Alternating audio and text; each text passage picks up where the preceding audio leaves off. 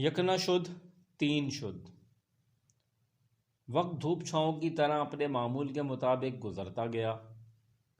مجھے فارم کا خیال آتا دل کی بے چینی بڑھ جاتی۔ بے شک انتظار سولی سے سخت ہوتا ہے۔ 8 مہینے سولی پہ لٹکتے پل پل گنتے گزارے، اس سے پہلے کہ مایوسی ایک بار پھر موت کا پیغام بنتی۔ قدرت کو مجھ پر رحم آ گیا۔ ان دنوں گرمی کی شدت حد سے زیادہ تھی۔ دوپہر کو سڑکیں سنسان اور بازار ویران دکھائی دینے لگتے تھے۔ میں بھی دکان بند کر کے گھر آ جاتا تھا۔ ایک دن جب میں دوپہر کو گھر واپس آیا تو میرے بھانجے نے مجھے آتا دیکھ کر دور ہی سے پکارنا شروع کر دیا، سلمان ماموں، سلمان ماموں۔ جی ماموں کی جان، کیا ہوا؟ خیر تو ہے؟ میں نے اسے پیار کرتے ہوئے پوچھا۔ میرے پاس آپ کی ایک چیز ہے۔ کیا چیز؟ نو، پہلے آپ پرومس کریں مجھے ڈھیر ساری آئس کریم اور چاکلیٹس لے کے دیں گے، اور وہ بھی ممی کو بتائے بغیر، تب بتاؤں گا۔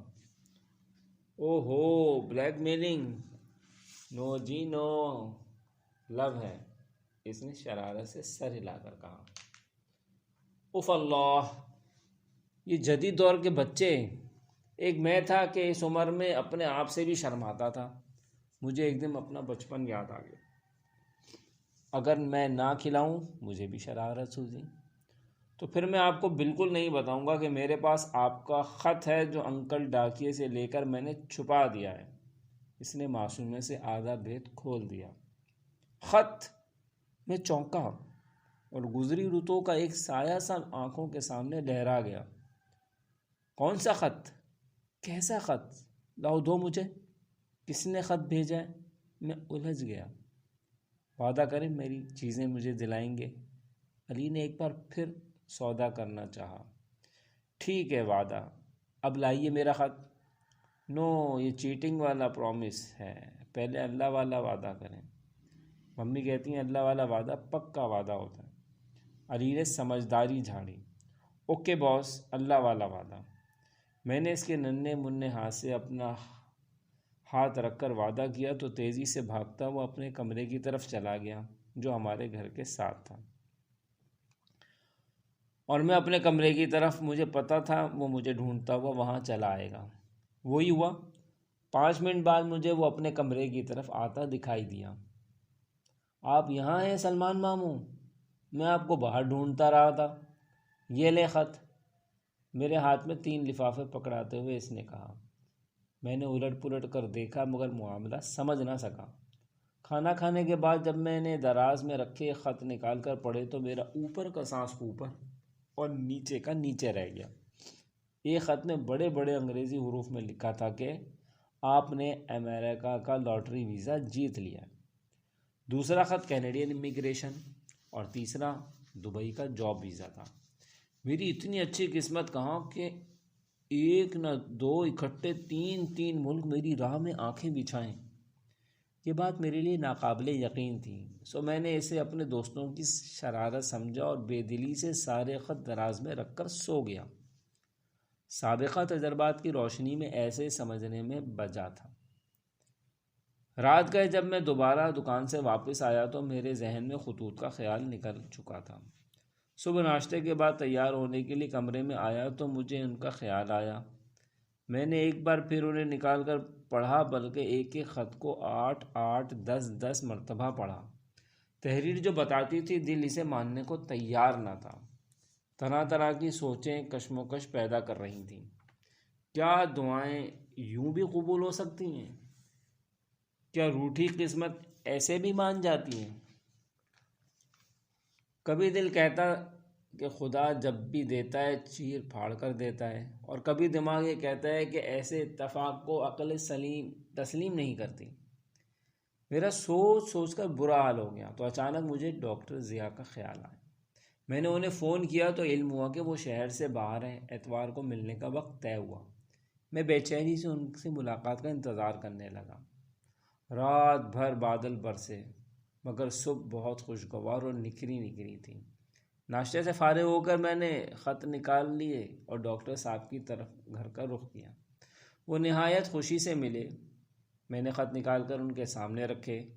خط پڑھنے کے بعد ان کی حالت دید تھی۔ وہ کبھی خطوط کو دیکھتے اور کبھی مجھے۔